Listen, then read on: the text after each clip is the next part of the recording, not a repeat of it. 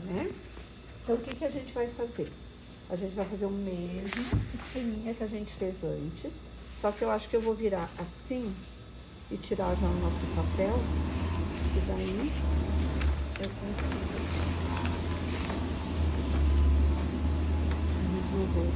E um monte, daí lá pelas tantas eu disse assim, já tinha toda a organização, eu fui olhar, vou ver como é que tá ficando, né, pra ver se eu continuo e tudo mais. Quando eu comecei a corrigir, eu me abaixava aqui da câmera, vinha e pegava a minha cabeça. Eu tava com um bob pink desse tamanho aqui na minha franja. Ah, não. Porque eu sequei o cabelo e eu boto um aqui pra poder secar o resto. E ficava aparecendo aquilo, desgravava tudo de novo. Depois de muito tempo eu botei para os alunos.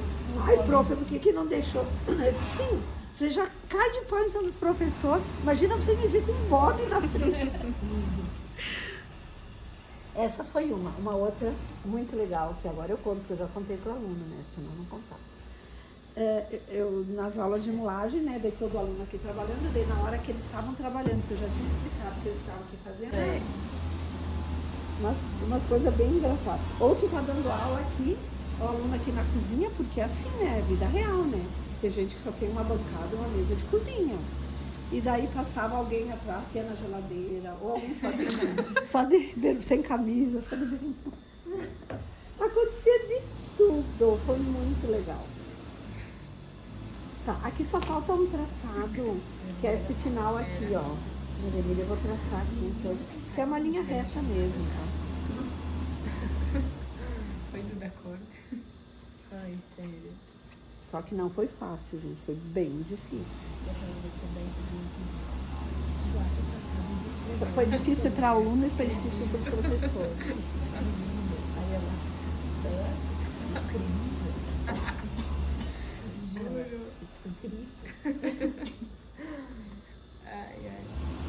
Ou o aluno que esquecia a câmera, ó, o microfone aberto, ele dava uma DR lá e tudo. Desliga a câmera, fulano. Tira o microfone. você parece um cachorro. É muito bom. Não sabia do que fala, que não foi possível. Oi? Eu vou colocar lá na tarefas no curso virtual. Eu até já coloquei, já tá lá a tarefa. Só que a data já tá vencida. Esse seria um PDF? Isso. Eu ia dar risada, uma coitadinha. Eu já até coloquei no cronograma e já postei lá, inclusive. Só que eu vou alterar a data, então vocês aguardem que não tem dúvida. De repente ele cai se a data. Então, ó, centro da frente, aqui, nesse caso a gente pode usar muita régua, porque é tudo linhas retas. Mesma coisa aqui, ó. A gente vai trabalhar só as linhas de pique ou a linha inteira, conforme vocês queiram.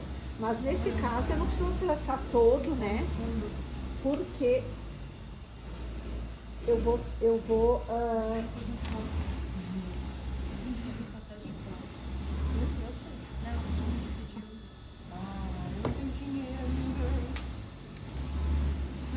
quero comer o inteiro desse tamanho. Vai embora hoje.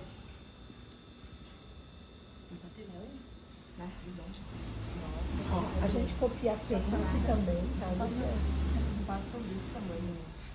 Eu tô pensando naquele tempo do jogo, naquele quando a gente comia. Nossa, era muito bom.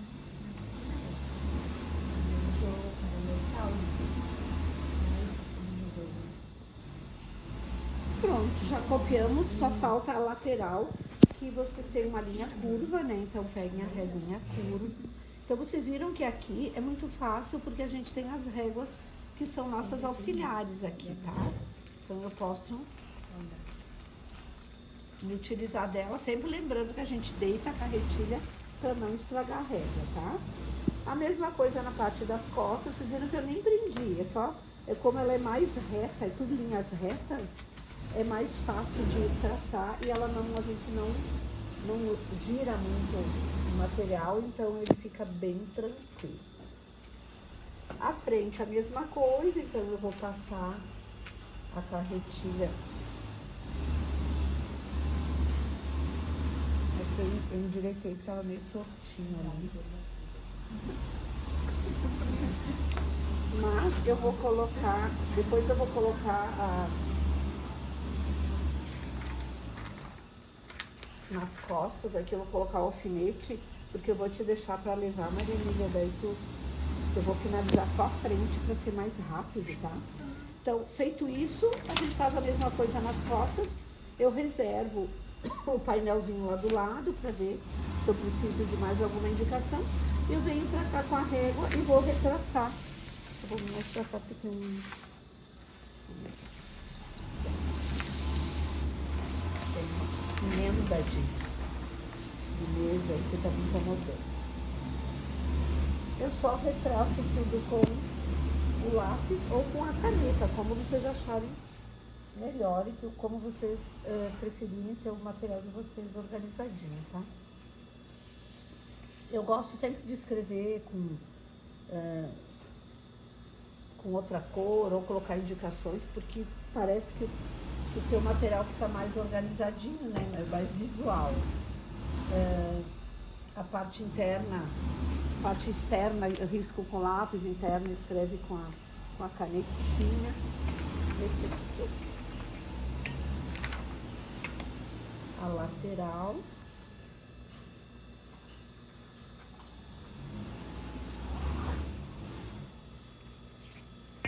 As pences, né? Porque daí aqui eu vou retirar isso aqui, vou cortar e vou mostrar para vocês a marcação dos piques, né? Como é que a gente faz e como é que a gente interpreta isso na hora da costura. Eu preciso marcar isso aqui no tecido, o início delas e o final. Então, marcar também os piques de lateral, né? Então, aqui eu tenho eu risquei a minha frente, né? Então, aqui sim, o nosso modelinho da saia, o exercício não tá aqui, né? Tem um exercício aí, Maria Amiga.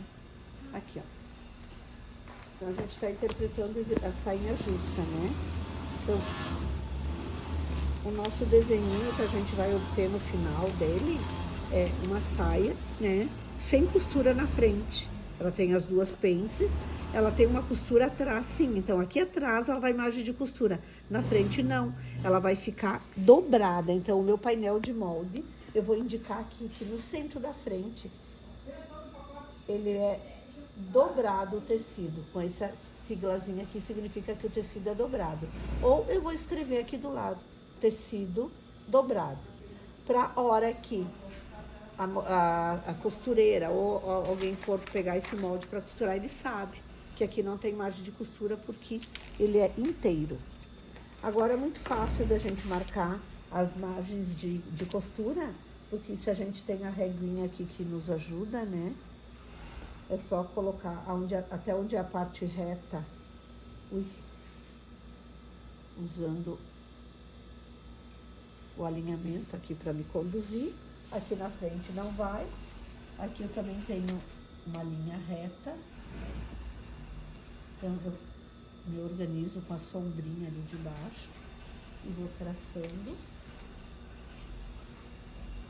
Aqui assim. E a lateral. E tá pronto o bloquinho.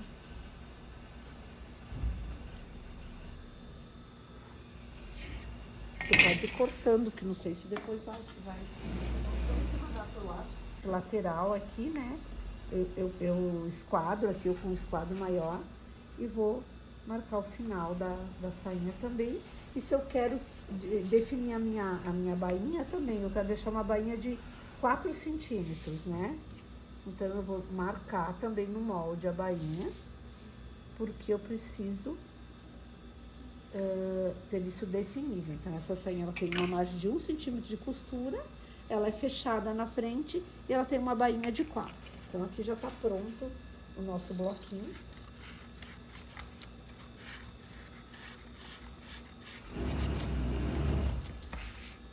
Saber que antigamente era tudo feito assim, tudo manual, né?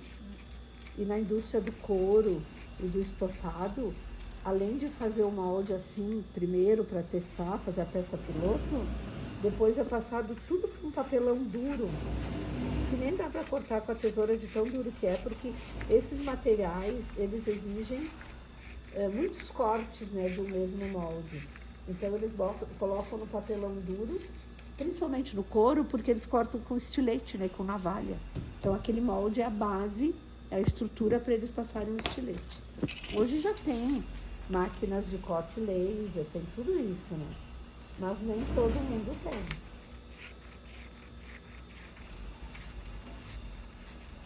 Eu estou fazendo um trabalho agora numa indústria de estofados, justamente para fazer essa migração do manual para o digital, né? Esse que eu estou implantando lá. E hoje eles cortam tudo, imagina estofado, para ter painel de molde que às vezes precisa 2 para carregar o molde para vir em cima da mesa, né? Tudo com tesoura ainda, ou tesourinha, ou maquininhas manuais de corte. E até o final do ano eles querem ter todo esse processo já numa mesa digital, que vem o corte pronto e que corta com laser. Muito bem, então aqui eu tenho o bloquinho, né, pronto. Eu preciso do quê? De fazer os piques. Aqui essa tesourinha de cortar, de fazer o pique, tá? Então ela faz o piquezinho, mas quem não tem vai usar a tesoura, vai fazer um Vzinho aqui, vai dar um pique bem na direção do que a gente precisa indicar no molde. E aqui também, ó, na pence, eu tenho que colocar os piquezinhos, né? E no final dele também, porque quando está se cortando, a gente precisa marcar isso na peça para depois a costureira visualizar. Então, eu gosto sempre de fazer um buraquinho para poder acessar, ou com a caneta aqui, aquelas canetas que a gente risca e depois sai, né, com o vapor. Também a gente pode riscar, ou com giz. Então, eu tenho aqui, que eu posso marcar o pique, né? Marco toda a pence e fica no molde direitinho. Aqui na frente não preciso marcar o pique, porque a frente é dupla. Eu só coloquei como indicação da linha do quadril e do pequeno quadril aqui também. Caso, né, eu queira ter esse molde lá para outras construções depois. Imagina que eu quero fazer essa saia aqui, usando essa linha aqui e transformar num recorte. Eu quero fazer um recorte que vem e sai aqui do lado. E eu vou eliminar essa pence no recorte. Esse outro recorte sai aqui do lado. Eu vou ter 1, 2, 3 painéis, eu vou ter que acrescentar margens de costura dentro. Então, eu tenho indicações aqui de molde para mim fazer isso. Eu quero vir com essa e sair aqui na linha do pequeno quadril, a outra mais lá embaixo. Então, com uma base de molde, eu consigo interpretar horrores de modelos, tá? Ok? Até a gente tem isso aqui num exemplo que eu trago para vocês aqui de construção de saia. Aqui, ó. Por exemplo, todas essas saias aqui, eu consigo interpretar. Olha aqui, ó, essa aqui exatamente é uma que dá pra gente trabalhar com esse bloco aqui. Eu quero fazer esses recortes aqui. Eu vou fazer um recorte aqui, dando a ideia daquele bolso, parece um bolso, mas é um recorte. E aqui é a mesma coisa. Eu vou ter esse desenho aqui de saia. Ou eu quero fazer essa saia aqui. Eu vou pegar aqui da lateral, da linha do pequeno quadril, e vou desenhar ela, um recorte que vai passar por aqui, vai fazer essa curva, vai sair lá embaixo. E daí, como é que eu vou ter um painel e um outro painel, né? Eu consigo, como é que eu vou fazer para eliminar essas pences? Eu consigo eliminar elas na hora que eu estou fazendo isso. Porque a partir do momento que eu fechar ela e abrir aqui, eu vou estar transferindo um deles para cá. Mas daí já é uma outra técnica e vai demorar um pouquinho mais. Quando vocês fizerem modelagem plana, vocês vão entender isso, tá? E como é que eu consigo esse volume? Nesse painel que eu tiro daqui, eu vou acrescentar, e no de cá eu vou acrescentar também o volume, que vai dar o volume embaixo. Essa segunda aqui, essa primeira, eu posso usar essa linha aqui, né, como linha de recorte, né? Elimino essa pence no recorte, e essa outra aqui eu elimino aqui na lateral, afunilando mais a cintura. Daí ela passa a não existir. Eu consigo aquela saia. Ok? Então, esse é o trabalho que vocês vão fazer em casa, na TDE, que a Prof está cobrando, né? E vocês vão fotografar as etapas. Quem quiser fazer tipo assim uma apresentaçãozinha e botar, eu gosto assim que vocês coloquem, separem, não coloquem tudo junto os moldes, né? Pra saber qual é o exercício, mas é coisa pouca, não vai ter frente e costas, né? Deixa eu ver. Eu tenho aqui o pronto, já com a margem de costura. A gente corta na linha do molde, né? Que eu já expandi com a linha de costura. Quando eu costurar, a minha peça vai ficar desse tamanho. Porque esse valor que eu dei a mais aqui é a margem de costura interna da peça. Então a gente recorta. Daí, se vocês vão para uma modelagem digital, tudo isso a gente faz dentro do sistema, né? Já coloca a margem, guarda lá no meu arquivinho quando eu quero cortar, eu vou lá, chamo esse modelinho dou a referência, busco ele lá no meu arquivo, já coloco o melhor encaixe no tecido, e se eu for cortar vários tamanhos do mesmo modelo, nas mesmas cores, também ele vai encaixando todos os tamanhos e me dá o melhor corte. Então, todos os bloquinhos vocês vão colocar eles assim já recortados e prontinhos para trabalhar. Imagem 3D no computador, que tu trabalha em cima de um avatar ou de um manequim e tu desenha todo o teu modelinho, retira os moldezinhos daí, volta com eles no avatar ou no manequim, né? Para experimentar e ver se está vestindo bem, se tem caimento. O avatar, ele, se for jogado dali de dentro do croquis, sistema, para uma outra, que ali o tecido é duplo, né? Por isso eu vou colocar assim, vou deixar uma distância entre eles, porque a gente vai adicionar margem de costura depois. E eu gosto sempre de trabalhar os bloquinhos todos juntos e usar a régua aqui para criar esse alinhamento de linha de cintura. Porque se a gente fizer isso aqui, é sempre muito mais prático na hora de transformar, e também de pegar esse molde e transformar numa outra peça.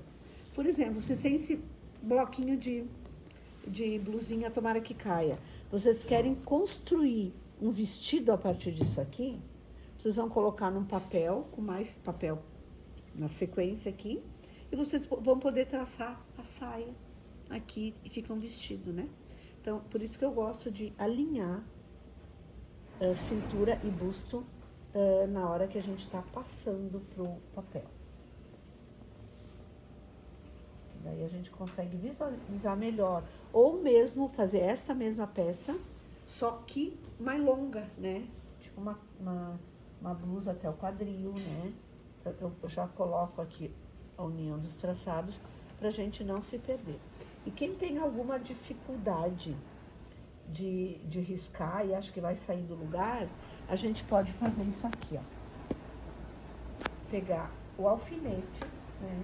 E se tiver numa mesa assim emborrachada, é muito simples, né? Eu vou calcar aqui, ó, ficou firme, ele prendeu na mesa. Eu vou fixar o meu bloquinho para ele não sair do lugar. Em alguns pontos só. Não precisa muito ponto não, tá? Ou eu posso pegar o alfinete, se eu não tenho uma prancheta assim, vocês podem alfinetar a parte de baixo e a parte de cima.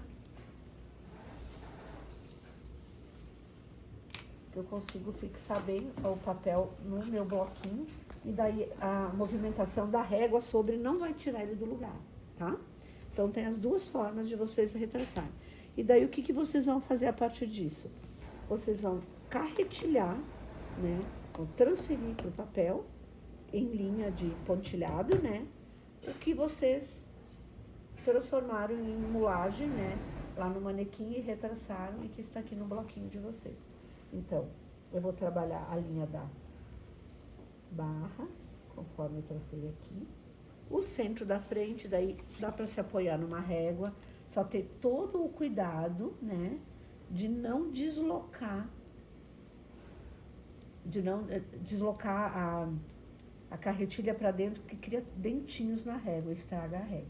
Então, a gente deixa ela caidinha pro lado, assim, e fixa bem eu consigo trabalhar a parte bem retinho. Aqui eu posso trabalhar seguindo os pontinhos, né? Até no final da linha que eu vou conferindo. Conferindo, eu já vi que eu não tracei essa linha aqui, que é bem importante para nós. Nesse caso aqui de passar essa modelagem, porque ela vai ficar lá guardada. Se eu já estou cortando uma peça de roupa, eu não preciso marcar a linha do busto e da cintura. Eu só vou colocar um tracinho assim. E aqui também eu vou marcar o pique de costura. Eu sei que é ali que eu tenho que marcar. Então, a gente vai fazer isso nesse próximo bloquinho. Eu venho pra cá e vou só copiando, né, o que eu tinha tirado como molde. Vocês vão dizer, ai, prof, eu não tenho esse material e é ruim de fazer. É só pegar um tecido, um lençol dobradinho, tecido liso, colocado embaixo, assim, dobradinho, que é bem fácil de trabalhar com a carretilha, para poder tirar o risco, né? Então, aqui a barra, daí eu vou marcar o meu pique de cintura, o pique de busto. E a mesma coisa, vocês viram como se a gente não marca, é fácil da gente deslocar o bloquinho? Então, eu vou fixar aqui, para quando a gente trabalhar com a régua, ele não mexer de lugar. Porque eu quero que ele fique alinhado. E que para vocês entendam que assim, a melhor forma da gente copiar e transformar a mulagem em molde plano, né? Daí vocês vão dizer, ai, prof, para que a gente faz o molde aqui, risca todo, se a gente tem que passar por papel? Não tem necessidade, eu posso usar esse molde aqui, eu recorto ele bem na linha que eu fiz, vou pro tecido, acrescento margem de costura, eu tenho meu bloquinho já pronto para costurar. Ou aqui mesmo, se eu tenho espaço, eu acrescento margem de costura, quanto eu quero de bainha, e largo isso no tecido e corto igual, obedecendo sempre essa marcação que a prof fez, de alinhamento para ficar no fio reto, né? Mas eu transfiro para o papel e eu coloco margens, e crio uma referência e coloco lá na minha arara ou na minha, enfim, aonde eu organizo meus moldes lá na fábrica, porque eu tenho que ter ele de uma forma prática, né, para que seja trabalhado no negócio, né, no teu trabalho, no teu ateliê ou na tua indústria, né. Então, a gente pode sim trabalhar com a mulagem e construir modelos em escala industrial, porém a gente tem que ter toda uma organização, né, de transformar isso para o papel ou digitalizar ele e colocar lá no computador, no sistema CAD de modelagem, né, que é o que a maioria das empresas hoje trabalham, com sistemas digitais de modelagem, né. No plotter? Sim, o plotter seria quem imprime o molde, né? Mas a plataforma ou o sistema, tem muitos, tem a Audaces, a gente tem a Geminis, tem a Gerber. Qual? Audaces, né?